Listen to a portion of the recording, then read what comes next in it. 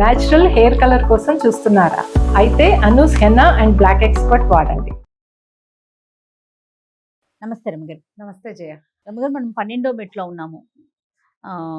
ఈ అమ్మాయిని దక్కించుకున్నాడు. ఆ వీణ మీటినప్పుడల్లా దేవకన్య వచ్చేస్తోంది. వీళ్ళ మధ్యలోకి విక్రమార్కుడు అసలు ఎలా ఎంట్రీ అయ్యాడండి? ఈ కథలో మధ్యలో ఎలా వచ్చారు ఆయన? ఇప్పుడు ఈ 4 వస్తువులు తెచ్చుకున్నాడు చక్కగా. ఈ వీణని తెచ్చుకున్నాడు కదా మహాసూరుడు.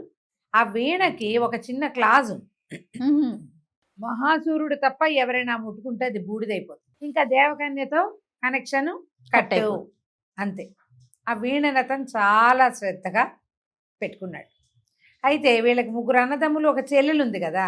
ఆ చెల్లెలు కొంచెం ఆలస్యంగా పుట్టింది, చిన్నపిల్ల. వీళ్ళిద్దరూ ఆ 3 అబ్బాయిలు వివాహయోగ్యమైన వయసులో ఉన్న వాళ్ళే, పెళ్లి సంబంధాలు అవి చూసుకుంటున్నారు.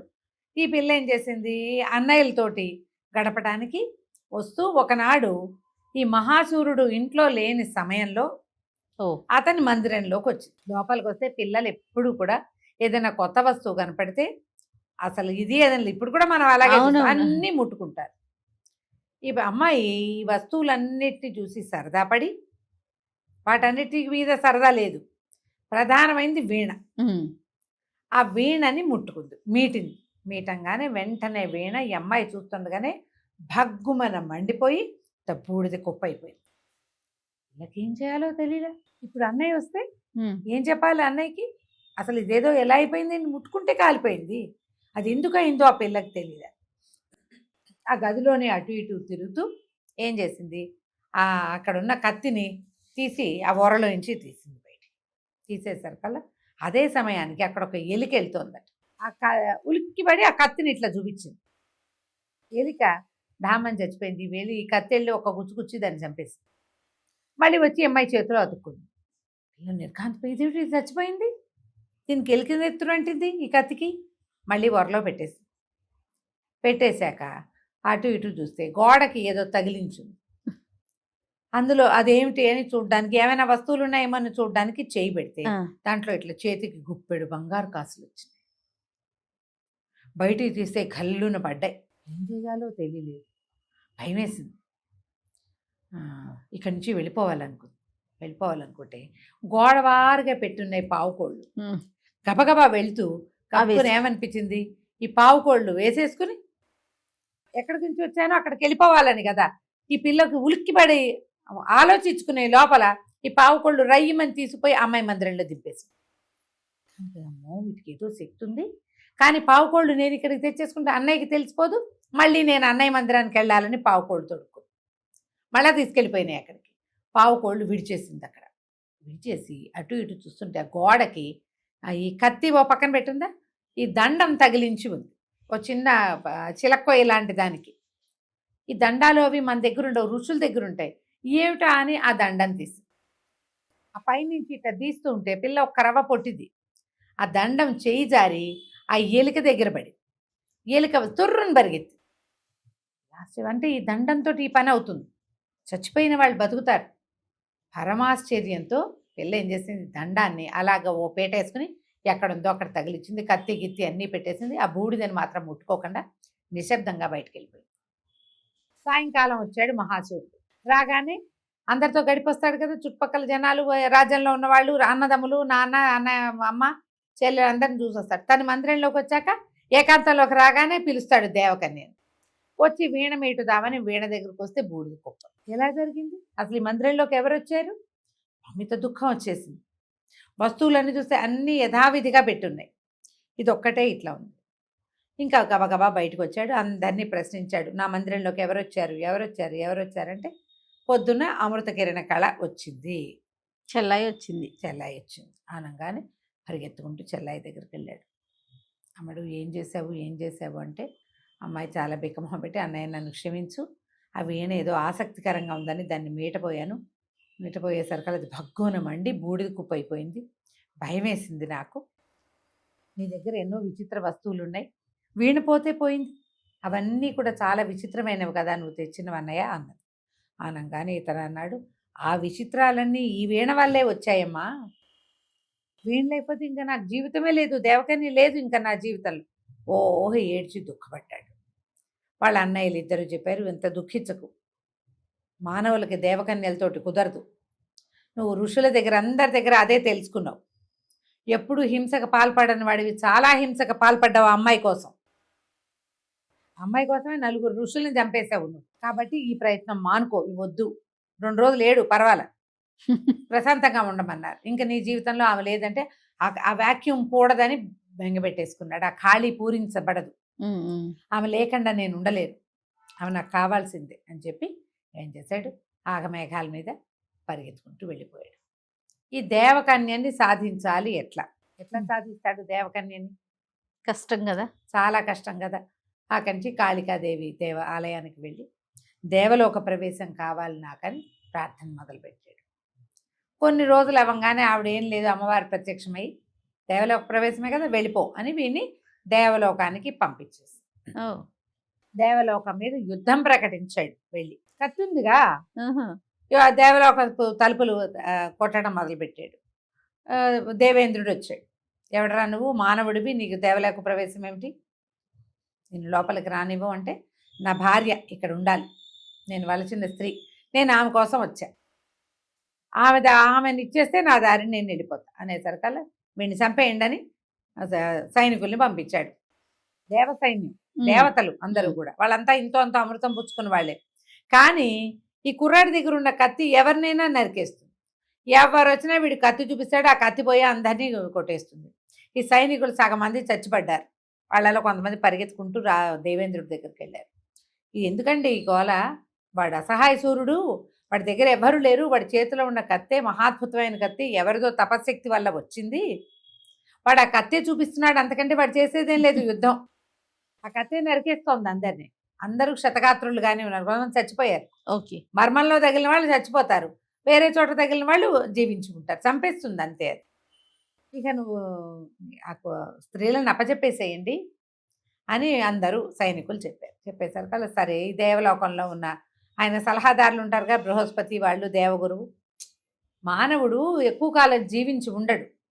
దేవకాంతల్ని వాడు పట్టుకెళ్ళినా కొన్నాళ్ళ తర్వాత వీళ్ళు వచ్చేస్తారు, వాడు పోతాడు, ఎట్లాగూ పంపించు, ఈ జన నష్టం లేకుండా ఉంటుందంటే నేనేం చెప్పాడంటే, నాయన ఈ లోకం నిండా స్త్రీలే, ఎంతోమంది ఉన్నారు దేవకాంతలు, నీకు కావలసిన వాళ్ళని నువ్వు వెతుక్కో అంటే, ఇతను దేవలోకమంతా తిరిగి ఆ 3 దేవకాంతల్ని పట్టుకున్నాడు. 3 దేవకాంతల్ని దేవేంద్రుడి వెళ్ళిపోండి వీడి వెనకాల మీరని చెప్పాడు. అక్కా చెల్లెళ్ళు వాళ్ళు 3 దేవకాంతల్ని తీసుకుని మన ఈ మహాసురుడు బయలుదేరాడు. అయితే ఈ దేవలోకం దాటేశాడు. బయటికి వచ్చేసరికల్లా ఈ వింధ్య పర్వతాలు అవి దాటితేనే వీళ్ళు, దానంటే మేరు పర్వతం అవి దాటితేనే వీళ్ళు మామూలు దాంట్లోకి వస్తారు.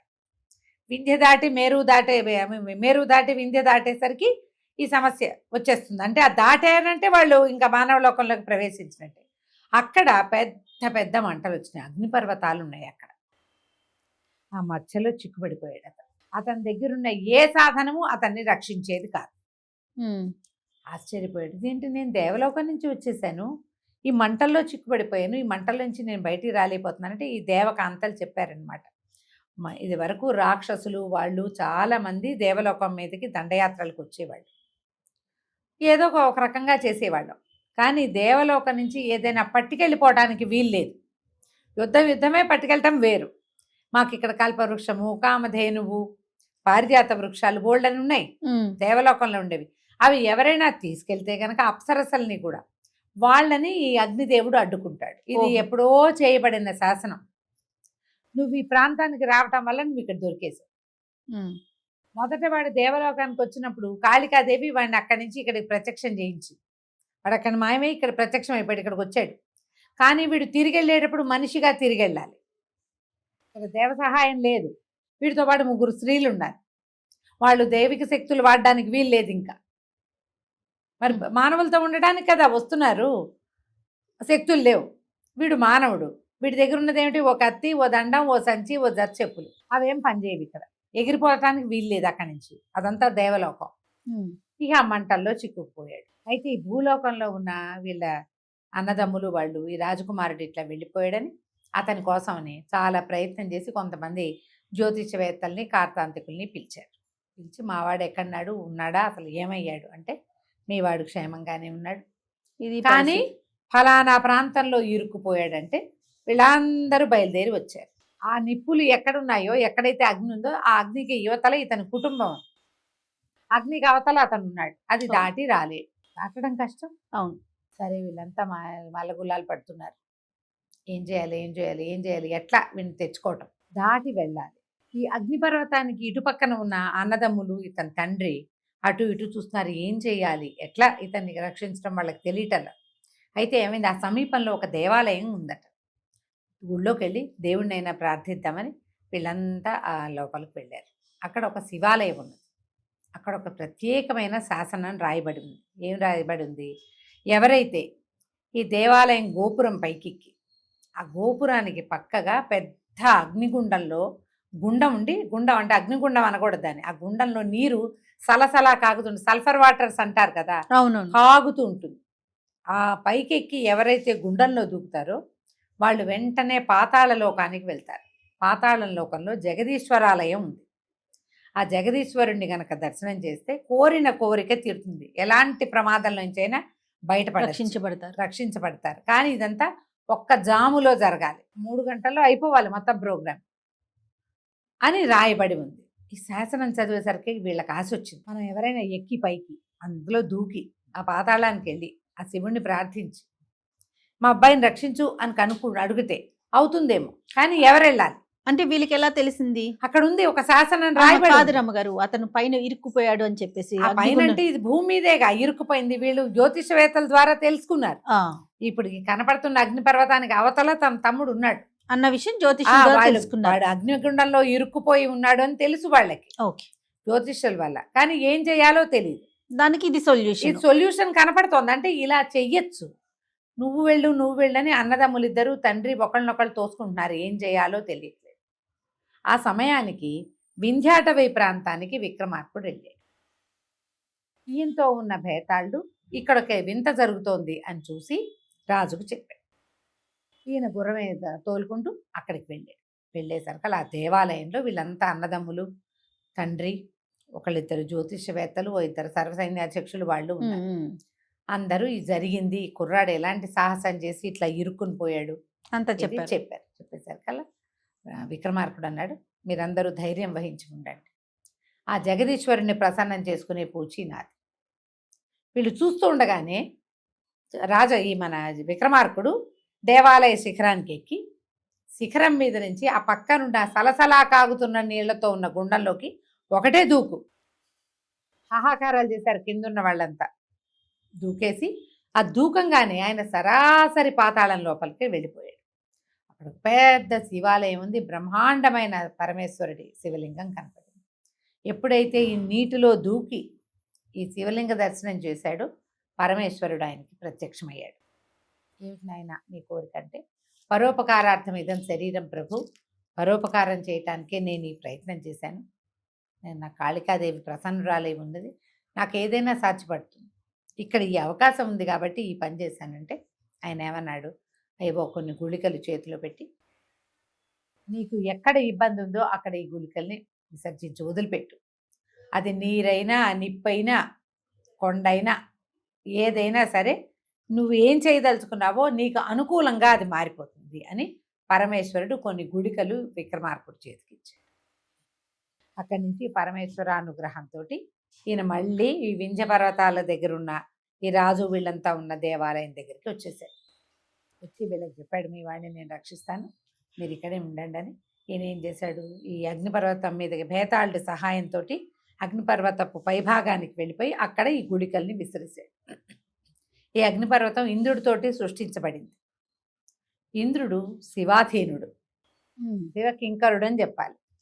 ఎప్పుడైతే ఈ పరమేశ్వర తోటి ఇవ్వబడినట్టు ఆ గుళికలు తగిలినాయో అగ్నిపర్వతం చప్పగా చల్లారిపోయి భూమి అంతా ఖాళీ వచ్చేసిందట. ఖాళీ రాగానే ఈ మహాసూరుడు అది దాటి వింధ్యాటవిలోకి ప్రవేశించేశాడు. సడన్గా ఏదో జరిగింది తెలిసింది. అతనితో పాటు 3 దేవకాంతలు వచ్చేసారు. ఎప్పుడైతే అగ్నిపర్వతం మళ్ళీ వీళ్ళు యువతలకు వచ్చాక అగ్నిపర్వతం మామూలుగా అయిపోయింది. ఓకే, విక్రమార్కుడు ఐడియా అది కదా, ఆయన ఆలోచన. మహాసూరుణ్ణి తప్పించడమే ఆయన ఉద్దేశం. బయటికి వచ్చి దీన్ని ఎట్లా తప్పించుకున్నాను, దైవికంగా తప్పించుకున్నానని అన్నదమ్ములకి తండ్రికి చెప్పాడు. చెప్తే నువ్వు దైవికంగా తప్పించుకోలేదు, ఆ దైవానికి తోటి ఆ పని చేయించిన వాడు మా రాజా విక్రమార్కుడు, ఇదిగో ఈయన అని చూపించాడు. ఈ మహాసురుడు అనేక అనేక నమస్కారాలు చేసి విక్రమార్కుడి పాదాల దగ్గర కూర్చున్నాడు. ప్రభు, నన్ను రక్షించావు, నువ్వు నీ ఆజ్ఞ, నువ్వు ఇప్పుడు ఏం చేయమంటే అది చేస్తానంటాడు. అంటే ఆయన ఏమన్నాడు, చాలా బాగుంది, నువ్వు 3 స్త్రీలను తెచ్చావు, నువ్వు ఏ స్త్రీ కోసం ఈ ప్రయత్నం చేసావో ఆమెను నువ్వు ఎంచుకో, నీ దగ్గర అట్టు పెట్టుకో, మిగిలిన 2 స్త్రీలని మీ అన్నదమ్మలకు అప్పచెప్పు, వీళ్ళతోటి ముందు గడిపిన వాళ్ళు. తర్వాత నీకు 4 సాధనాలు దొరికినాయి, ఆ 4 సాధనాలు విక్రమార్కుడికి అప్పచెప్పాడు, ఇవి దొరికినాయి. ఇప్పుడు నీ దగ్గర ఉన్న ఒక దండంతో ఈ 4 ఋషులని నువ్వు జీవింపజేయి. సాధన ఉంది నీ దగ్గర, నువ్వు చెప్పులు వేసుకుంటావు, ఆ పావుకోళ్ళు వేసుకుని వెళ్ళి ఆ ఏ ఋషి చనిపోయిన చోటకి వెళ్ళి ఆ దండం పెట్టి కొడితే ఆ ఋషి జీవిస్తాడు. అతని వస్తువు అతనికి ఇచ్చేసి, నలుగురికి వాళ్ళ వస్తువులు వాళ్ళకి ఇచ్చేసి జీవింపచేయి, నీకు కావాల్సింది లభించింది, నువ్వు రాజ్యానికి వచ్చేసావు, స్త్రీ ఎలాగూ నీతో ఉంది, ఆమె మానవ స్త్రీలాగానే నీతో ఉంటుంది అని చెప్పాడు. మహాసురుడు అట్లాగేనని నమస్కారం చేసి ఈ 4 ఋషుల్ని బతికించాడు. ఎవరి వస్తువులు వాళ్ళకి ఇచ్చేస్తే ఆ 4 ఋషులు విక్రమార్కుడి దగ్గరకు వచ్చారు. మహాప్రభు, నీ వల్ల మేము మళ్ళీ జీవించాము, ఈ యువకుడికి ఈ ఆలోచనని నువ్వే కలిగించావు, మేము చేసిన ఈ అంటే ఏమనాలి, దుష్కార్యమే ఇది. స్త్రీ వ్యామోహంలో పడి తపశక్తితో సంపాదించుకున్న వస్తువుల్ని మానవుడి పరం చేసాం, వృధా అయిపోయింది తపశక్తి అంతా, ఈ వస్తువులు నువ్వే ఉంచుకో, మాకొద్దు, మేము మళ్ళీ తపస్సు చేసుకోవడానికి వెళ్ళిపోతాం, నువ్వు ఇవ్వటం వల్ల నీ వల్ల మాకు మళ్ళీ జీవితం లభించింది, తపస్సు చేసుకునేందుకు అవకాశం లభించిందని విక్రమార్కుడిని నమస్కారం చేసి ఆశీర్వదించి, నమస్కారం అనకూడదు, ఆశీర్వదించి ఈ మహాసూరుణ్ణి ఆ దేవకాంతల్ని కూడా ఆశీర్వదించి 4 ఋషులు, తపసంపన్నులు 4, ఒకళ్ళ సాధకులు, యోగి, ఋషి, వీళ్ళు సిద్ధుడు, 4 వాళ్ళ దారిని వాళ్ళు వెళ్ళిపోయారు. విక్రమార్కుడు ఆ 4 వస్తువుల్ని మళ్ళీ మహాసూరుడికి అప్పచెప్పాడు. ఇవి నువ్వే సంపాదించుకున్నావు, లోక కళ్యాణం కోసం మాత్రమే వీటిని వాడు అని చెప్పి వాళ్ళకి వీడుకోలు చెప్పి బయలుదేరి వెళ్ళిపోయాడు. ఆయన 4 వస్తువులు ఉంచుకుంటే ఆయనతో పాటు ఉన్న భేతాళుడితో పాటు 4 ప్రత్యేక శక్తులు ఆయన దగ్గర ఉండేవి, కానీ ఉంచుకోలేదు. ఆయన త్యాగబుద్ధితోటి సంపాదించుకున్న వాడికే దీని మీద హక్కు ఉంది, ఇప్పుడు వీళ్ళు నాకు ఇచ్చినా నేను తీసుకోకూడదన్న భావంతో 4 వస్తువుల్ని మహాసురుడికే అప్పచెప్పేశాడు. మహాసురుడి కథ పెద్దది, విక్రమార్కుడి పాత్ర చిన్నది, కానీ అసలు ఇప్పుడు హీరో ఎవరయ్యారు, విక్రమార్కుడు. తర్వాత మహాసురుడు తన అమ్మాయిని వివాహం చేసుకుని అన్నదమ్ములు పెద్దవాళ్ళు కూడా 2 దేవకాంతల్ని పెళ్లిళ్ళు చేసేసుకున్నారు, హాయిగా ధనపురాన్ని పరిపాలించుకున్నారు. కథ కంచికి మనం ఇంటికి వచ్చే భాగంలో మళ్ళీ కలుసుకుందాం. రైట్ రమ్మ గారు, నమస్తే. నమస్తే జయ.